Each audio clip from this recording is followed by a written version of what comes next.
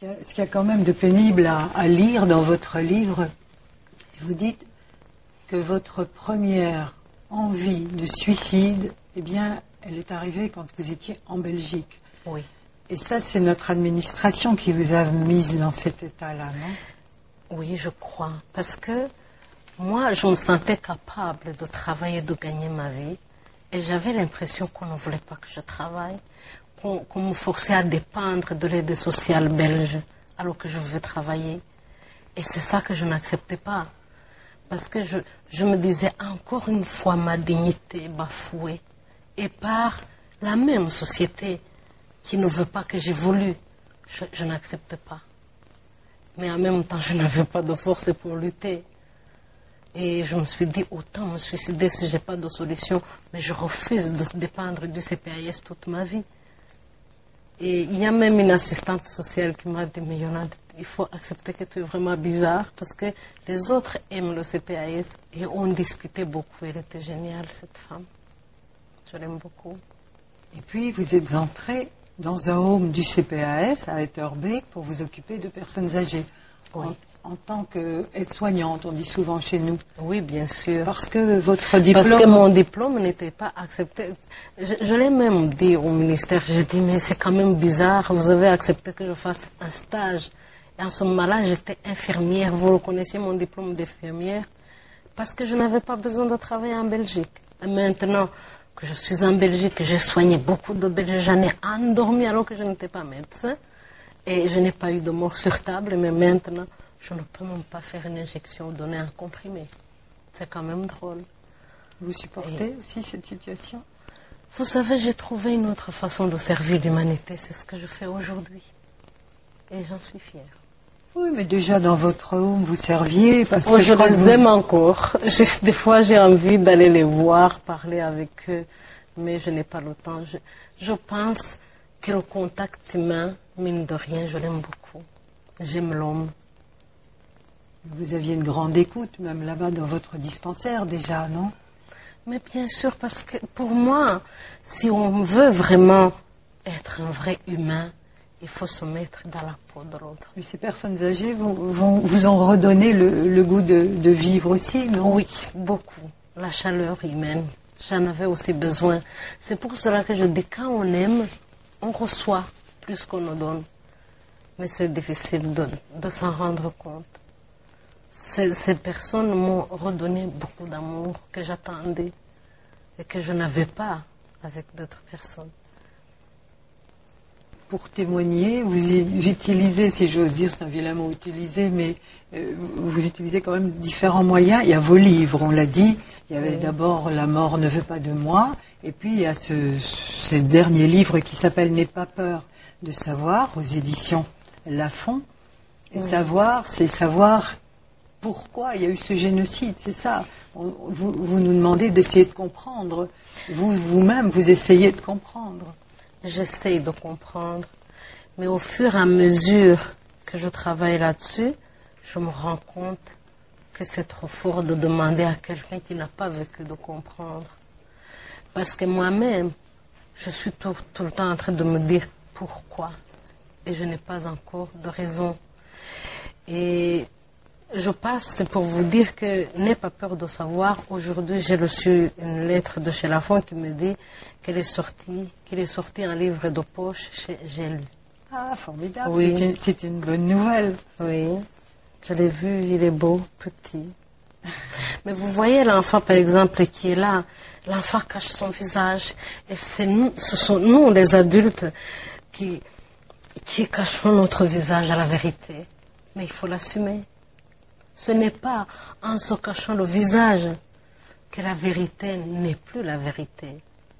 Il faut l'affronter. Il faut accepter que ce génocide a eu lieu. Il n'y a rien à faire. Il a eu lieu. Qu'est-ce qu'on peut faire pour que ce mal soit éradiqué, pour que l'humanité soit plus humaine, nous appartienne? Yolande, vous témoignez aussi dans le spectacle Rwanda 94, qui est une production du Théâtre National, de Groupe Off, du Théâtre de la Place, de Bruxelles 2000. Ça doit être impressionnant pour vous aussi, non? Non. Non. Parce que moi, je me dis, c'est plutôt dommage que l'être humain, pour qu'il comprenne, pour qu'il accepte que quelque chose ait eu lieu, qu'on doit y rajouter une fiction. Où est-ce que nous allons? Mais en même temps, je suis fière de Groupov qui est devenu comme une famille pour moi. C'est une autre façon de dire aux gens, vous n'avez pas voulu voir la réalité en face, et bien nous, on vous montre la réalité en fiction. Et moi, je témoigne avant. Comme ça, celui qui est venu voir la fiction a vu aussi la vérité. Conjointement à ce spectacle Rwanda 94, il y a l'exposition Blessures du silence. Oui. Et c'est une exposition qui a été organisée par Médecins sans frontières, qui a d'abord été itinérante. En fait, c'est une exposition que nous avons fait en commun avec Médecins sans frontières Belgique, il faut bien préciser, et un photographe indépendant, Alain Kazinirakis, et c'est avec lui que nous sommes allés au Rwanda pour récolter les témoignages et les portraits des personnes avec lesquelles j'ai parlé. Oui, ce sont des photos superbes qui sortiront d'ailleurs dans un album en automne, en automne de cette année.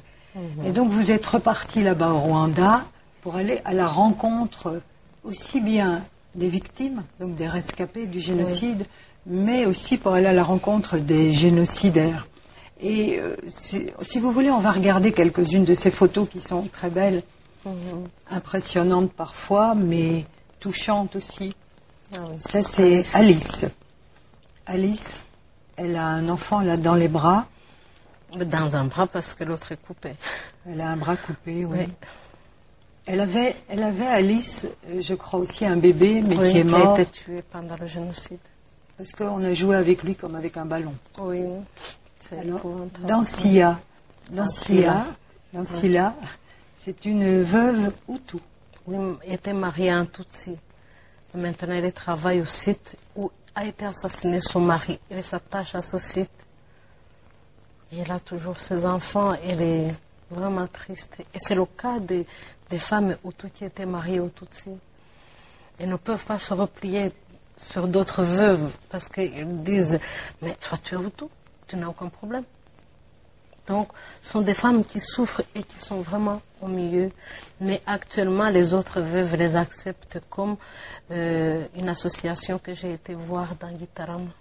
Il y a 70% des femmes qui sont veuves au Rwanda.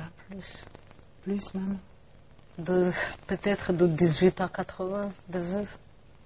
Il y a beaucoup de femmes qui ont été violées aussi. C'est un problème aussi pour elles puisque ces femmes, de toute façon, faire l'aveu d'un viol, c'est toujours difficile. Mais leur demander de témoigner au Rwanda, en Afrique, c'est encore plus terrible parce que je crois qu'elles sont rejetées, non? Ça sert à quoi finalement? Je le comprends en quelque sorte parce que vous voyez, ici, il y a beaucoup de sida, il y a beaucoup de femmes et des filles qui ont été violées. J'ai été voir une fille de 20 ans qui a été violée. Elle avait 14-15 ans. Elle a été violée, elle a le sida. Et c'est une qui a été abandonnée par les casques bleus. Pourtant, en Occident, il y a la trithérapie. Mais les gens, je devrais vous demander pourquoi, même ces gens qui ont abandonné ces rescapés violés, ne pensent même pas à leur donner une trithérapie. C'est la moindre des choses. Il y a beaucoup à faire, hein, Yolande. Oui, je sais. Et je ne suis pas fatiguée. C'est magnifique. Oui, je n'ai pas le droit de me fatiguer. Marc, ça c'est un... Ah oui, ça, voilà, c'est génial cet homme. Oui, c'est un Hutu. C'est un Hutu qui a caché beaucoup de Tutsis et qui était militaire. Et pendant le génocide, il s'est armé, il a caché les gens. Et maintenant, il garde un site de génocide qui est près de chez lui. Édouard. Ah oui, je l'adore cet homme. C'est un Hutu qui a refusé le génocide. Une des autorités du pays à avoir refusé le génocide. Et je pense qu'il est le seul parce qu'il vient même d'avoir un prix. Il était bourgmestre. Il était bourgmestre d'une seule commune où il n'y a pas eu de génocide au Rwanda, la commune de Giti. Aujourd'hui, il est sous-préfet, je suis allée parler avec lui. Il est très humble et j'espère qu'un jour, il pourra venir ici pour nous expliquer comment il a fait pour refuser les ordres donnés par le gouvernement pour lequel il travaillait. On va parler des enfants aussi. Il y a Beata. Beata, c'est celle dont vous parlez dans votre livre, Oui, sous le nom de Sperancy. Sperancy. Et c'est elle qui était à côté de vos enfants quand ils ont été assassinés. Sperancy est comme une morte en fait. Sperancy, quand je lui pose des questions, elle tremble. Elle n'a jamais pleuré depuis le génocide. Elle n'arrive pas. Elle n'arrive pas à en parler. Françoise. Oh, Françoise, la petite. Ouais. on n'imagine pas son âge. Non, 17 ans. elle a 17 ans. Mais elle avait 12 ans, paraît-il, pendant le génocide. Et aujourd'hui, quand tu lui demandes son âge, elle te dit encore 12 ans. Et c'est un enfant qui a été trouvé dans une fosse commune. Elle était vivante, au milieu des cadavres. Francine, C'est une rescapée qui est en charge d'Alice, la femme que tu as vue.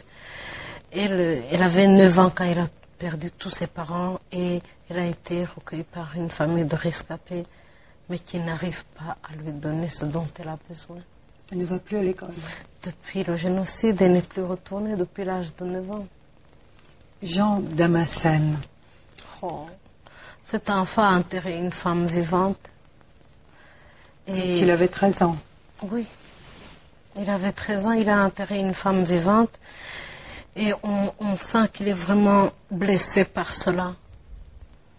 Et c'est vrai, ça fait de la peine. Il y a Évariste aussi. Lui, en plus, c'est un enfant d'un mariage mixte. Sa maman est Tutsi. Il paraît que sa maman a perdu la tête d'avoir un enfant criminel. Il a tué alors qu'il n'avait que 10 ans. Il a tué des enfants, lui. Il a tué des enfants. Oui, il a tué d'autres enfants qui étaient ses amis, entraînés par les adultes, les voisins. Et moi, je ne suis pas d'accord. Je voudrais que les mamans de ces enfants portent plainte contre ceux qui ont entraîné leurs enfants à tuer. Surtout qu'Évariste me dit, quand on m'a appris à tuer, je sens qu'on m'a tué aussi. Et c'est vrai, moi, je trouve. Je me demande comment les mamans laissent leurs enfants comme ça. Moi, Il est en prison, lui. Lui, il est en prison, mais quand j'ai quitté la prison, je m'étais entendu avec le procureur qu'il va l'amener au centre de rééducation des enfants criminels, où se trouve d'ailleurs le petit qu'on vient de voir.